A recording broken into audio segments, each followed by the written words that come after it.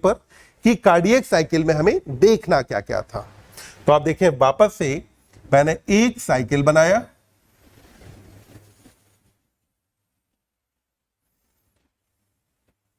ये जो साइकिल है ये वही अपना कार्डियक साइकिल हो गया। अब मुझे यहां पर रिप्रेजेंट करना है एट्रिया और वेंट्रिकल दोनों। तो क्योंकि मुझे एट्रिया और वेंट्रिकल दोनों को रिप्रेजेंट करना है तो मैंने साइकिल को डिवाइड कर दूंगा दो पार्ट के अंदर। तो ये साइकिल मैंने बेटा डिवाइड कर लिया दो पार्ट्स में। अब ये जो दो पार्ट यहां पर बने, इनमें से जो बाहर वाला सर्किल है ये हमारा बेटा रिप्रेजेंट करने वाला है एट्रिया को, और जबकि अंदर वाला जो सर्किल है ये रिप्रेजेंट करने वाला है वेंट्रिकल को। अब देखिए हमारे पास कार्डियक साइकिल में टाइम कितना था, 0.8 सेकेंड का टाइम था ना। तो अब मैं इस साइकिल को भी 8 इक्वल हाफ्स में डिवाइड कर देता हूं। तो ऐसे किया, यानी कि 0.4 हो गया। फिर ऐसे किया, यानी कि अब इनमें से हर एक क्वार्टर 0.2 सेकेंड को रिप्रेजेंट करेगा। अब हम इसे ऐसे डिवाइड करेंगे और फाइनली हमने ऐसे इसे डिवाइड किया। तो ये अपने पास इनमें से हर सेक्शन रिप्रेजेंट कर रहा है 0.1 सेकेंड को। जैसे अभी हमने किया था वैसे ही आप देखें, हम यहां से शुरू करेंगे। यहां पर टाइम कितना हो जाएगा, 0.1 सेकेंड। यहां टाइम कितना हुआ, 0.2 सेकेंड। यहां पर यह टाइम हो गया 0.3 सेकेंड।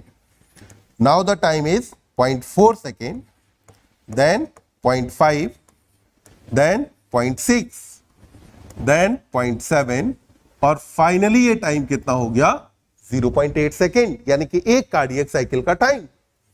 यहां पर इस कार्डियक साइकिल में अगर आप देखेंगे तो 0.4 से लेकर के और 0.5 सेकेंड के टाइम पर हमने दिखाया था कि एट्रिया बेटा किसके अंदर रहेगा, सिस्टोल में। तो यानी कि एट्रियल सिस्टोल की ड्यूरेशन कितनी रही, 0.1 सेकेंड। वहीं पर 0.5 से लेकर के 0.8 तक यानी कि 0.3 सेकेंड के लिए अब आपका वेंट्रिकल किसके अंदर है, सिस्टोल में है। तो वेंट्रिकुलर सिस्टोल की ड्यूरेशन कितनी हो गई, 0.3 सेकेंड हो जाती है। यहां पर अब हमें और प्रिसाइजली समझ में आ जाता है कि अगर आप देखें तो वेंट्रिकुलर सिस्टोल कितने टाइम चला, 0.3 सेकेंड के लिए। रिमेनिंग जो टाइम है 1, 2, 3, 4, 5, तो रिमेनिंग 0.5 सेकेंड के लिए वेंट्रिकल किसमें है, डायस्टोल में।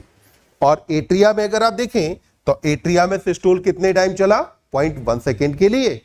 अब डायस्टोल कितने टाइम चलेगा, 1, 2, 3, 4, 5, 6, 7, यानी कि 0.7 सेकेंड के लिए डायस्टोल चलने वाला है। अब जरा देखते हैं कि एनसीईआरटी यहां पर कौन कौन से फेजेस के बारे में बात करती है। तो उन फेजेस को एक बार देख लिया जाए। हमारी एनसीईआरटी कहती है कि 0.8 सेकेंड यानी कि 0 से लेकर के और 0.4 सेकेंड तक के लिए जो फेज चल रहा होता है इसे कहा जाता है जॉइंट डायस्टोल। क्या नाम दिया हमने बच्चों इसे, जॉइंट डायस्टोल नाम दिया गया। ये जो जॉइंट डायस्टोल है इसमें एट्रिया और वेंट्रिकल दोनों ही रिलैक्स कर रहे होंगे। यहां पर 0.4 से लेकर के और 0.5 सेकेंड तक का जो टाइम था इसको हमने नाम दिया एट्रियल सिस्टोल। तो एट्रियल सिस्टोल के टाइम पर एट्रिया किसमें है, सिस्टोल में, जबकि वेंट्रिकल किसके अंदर है, डायस्टोल में। यहीं पर आप देखिए यहां से लेकर के और यहां तक का जो टाइम है यानी कि ये वाला टाइम आपका कहा गया बेटा ventricular systole. At the time of ventricular systole atria किसके अंदर है, सो एट्रिया इज इन डायस्टोल। अगर आप देखें तो एट्रिया और वेंट्रिकल दोनों साथ साथ डायस्टोल तो करते हैं, दोनों साथ साथ रिलैक्स तो होते हैं, पर ये दोनों साथ में कॉन्ट्रैक्ट कभी नहीं होते हैं। यानी कि कभी भी एट्रियल और वेंट्रिकुलर सिस्टोल एक साथ नहीं होते, ऑल्दो एट्रियल और वेंट्रिकुलर डायस्टोल एक साथ जरूर होते हैं। अब यहां हम बात करेंगे सबसे पहले फेज नंबर 1 यानी कि जॉइंट डायस्टोल के बारे में, कि जॉइंट डायस्टोल के अंदर क्या क्या होता है, कहां कौन सा वाल्व ओपन रहेगा, कब कौन सा वाल्व क्लोज रहेगा। तो आप देखिए, मैं पहला फेज लेता हूं ज्वाइंट डायस्टोल। ज्वाइंट डायस्टोल का मतलब हुआ कि both atria and ventricle are in relaxed position. तो ज्वाइंट डायस्टोल पर एट्रिया और वेंट्रिकल दोनों ही बच्चों किसमें है, रिलैक्स्ड कंडीशन में है। अब इनकी रिलैक्स्ड कंडीशन को शो करने के लिए मैंने क्या किया, हार्ट का एक डायग्राम बनाऊंगा। तो ये हमने बच्चों बनाया एक हार्ट का डायग्राम। यहां पर हमें शो करना है कि एट्रिया और वेंट्रिकल दोनों ही रिलैक्स कर रहे हैं।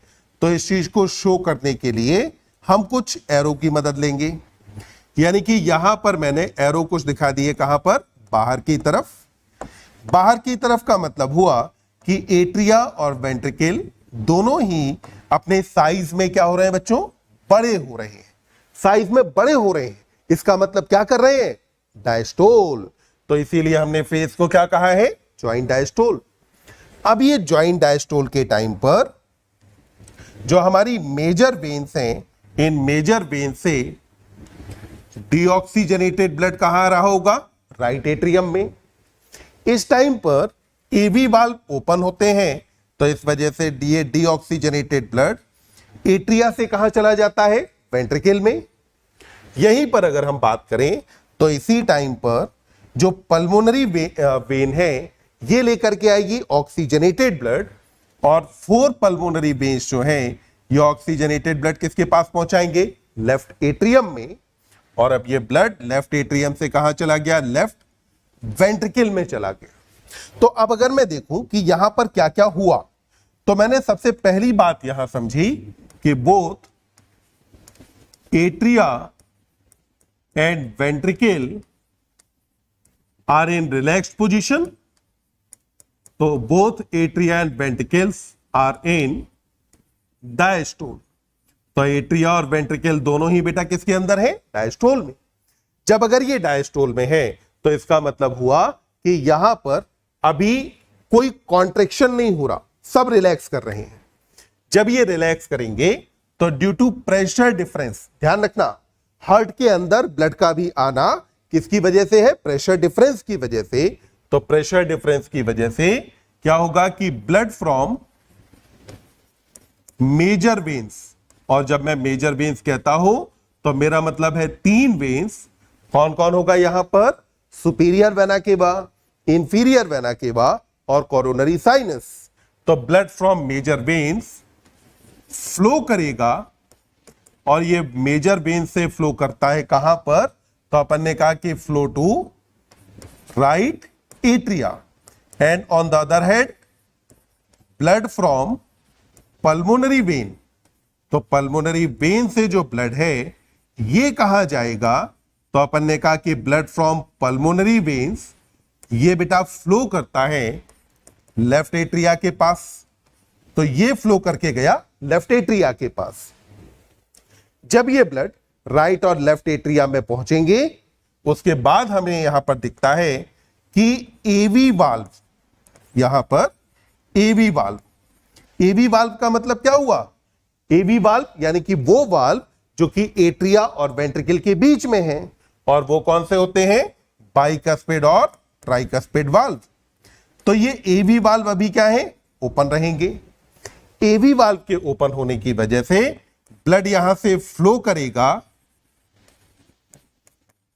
तो blood flow from atria to ventricle. तो ब्लड फ्लो करके एट्रिया से बेटा कहां पर जाएगा, तो एट्रिया से ब्लड फ्लो करके चला जाता है वेंट्रिकल के पास। तो एट्रिया से ब्लड कहां चला गया, वेंट्रिकल के पास आया। किसके दौरान हो रहा है, ज्वाइंट डायस्टोल। अब बात आती है कि क्या पूरा वेंट्रिकल भर जाता है या वेंट्रिकल का कितना पार्ट यहां पे भरेगा। तो उस चीज को अगर मैं देखता हूं तो जितना भी वेंट्रिकल में ब्लड फिल हो सकता है उसका लगभग 70% ब्लड इस स्टेज में यहां पर फिल हो जाता है। तो अपन ने कहा कि एट्रिया से वेंट्रिकल में कितना ब्लड चला जाएगा, तो मैंने कहा कि 70% of ventricular blood fills in this stage. तो 70% वेंट्रिकुलर ब्लड ये फिल हो जाता है इस स्टेज के अंदर। तो ये बेटा हमने बात की यहां पर ज्वाइंट डायस्टोल के बारे में कि ज्वाइंट डायस्टोल में क्या होता है। अब ज्वाइंट डायस्टोल के बाद जैसा कि हम अगर देखें अपने पिछले डायग्राम के अंदर, तो ज्वाइंट